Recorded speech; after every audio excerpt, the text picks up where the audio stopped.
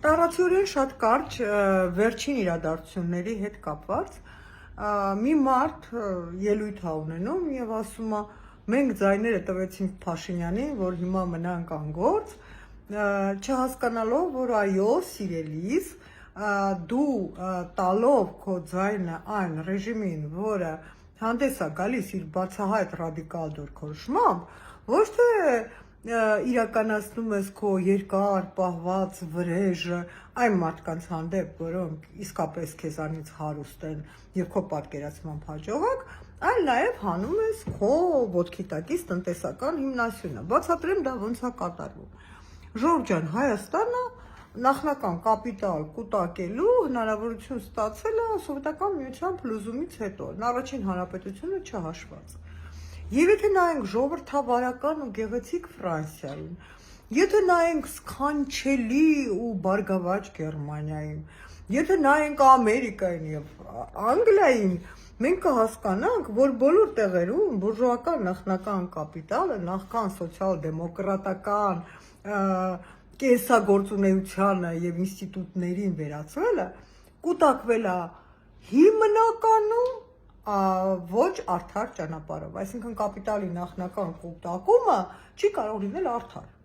ուղղակի չի կարող լինել արդար, նույն արդար եւ ժողովրդավարական Ամերիկայում բուրժուական կապիտալի հիմքում կանգնած ստրկատիրությունը, չեմ խոսում Անգլիայի, Ֆրանսիայի մասին, էլ գաղութացում, էլ գաղութներից ռեսուրսներ քամել,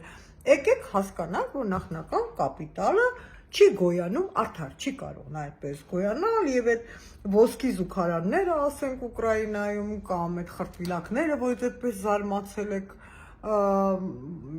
իսկ դա Հայաստանի ֆլորա եւ ֆաունայի հետ կապ չունի, դուք հասկանում եք, էլի աֆրիկյան արգասիքներ են, այսինքն էլի ավելի ցածր կրթական եւ գոյավարման մակարդակի երկրներից եկող սովորույթներ են։ Կապ չունեն այդ բոլորը, որ եղել է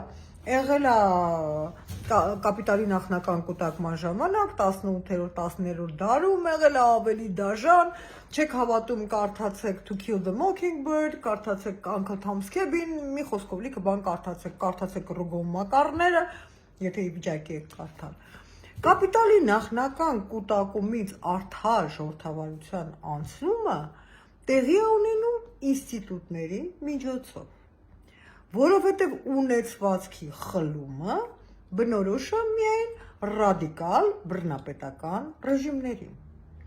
թե նացիստական Գերմանիայում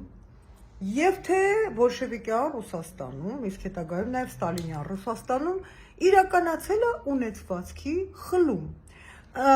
Իրականացել է ունեցվածքի խլում, ընդ որում ժողովրդավարության եւ արդարության քողի տակ, Լենինը դա անվանում էր իբրև ունեցվածքի վերադարձ ժողովրդին, մինչդեռ այդ ունեցվածքը նստում էր կուսակցապետերի գրպաններում, Հիտլերը դա անվանում էր, տեսնում եք ինչ սպეციფიკա, ունեցվածքի վերադարձ գերմանացի ժողովրդին, իրականում ժողովրդին ոչ մի ունեցվածք չէր վերադարձնում, բայց զուգահեռ ժողովուրդը մի պահ իր արյան ծարավը բավարարելուց հետո կանգնում էր այն վիճակի մեջ, որ խոսել չէր կարելի, որովհետև ունեցվածքի խլման երկրորդ փուլը դա երկաթե վարակույրն է։ Շուտով սահմանափակվելու է ոչ միայն խոսքի իրավունքը, ինչպես եղավ բոլշևիկյան Ռուսաստանում կամ նացիստական Գերմանիայում, թե ձեզ թվում է, որ այդպես բան է եղել, բռնապետությունը հանկարծակի արդար մուրճով իջել է ինչ-որ մեկի գլխին, չհավատակ, բռնապետությունը սողոսկել է քայլ առ քայլ։ Սկզբում չէր կարելի անել այն, հետո չէր կարելի ասել այն, սկզբում մի բան անելու համար թեթևակի տուգանում էին, հետո սկսում էին շատ տուգանել, սկզբում հրեաներին ընդամենը զրկում էին իրենց կոշեր սննդից, հետո նրանց ունեցվածքն էին խլում, սկզբում մտավորականությանը ասում էին միայն պարտիական ազնիվ բանաստեղծություններ գրի, իսկ հետո այդ ազնիվ բանաստեղծությունների տակ բան էին գտնում եւ տանում էին Լուբյանկա, իսկ հետագայում բան, այդ ամենը աստիճանական տրամաբանություն է, գիտեք ինչի, որտեղ ոչ մի ռադիկալ բռնապետություն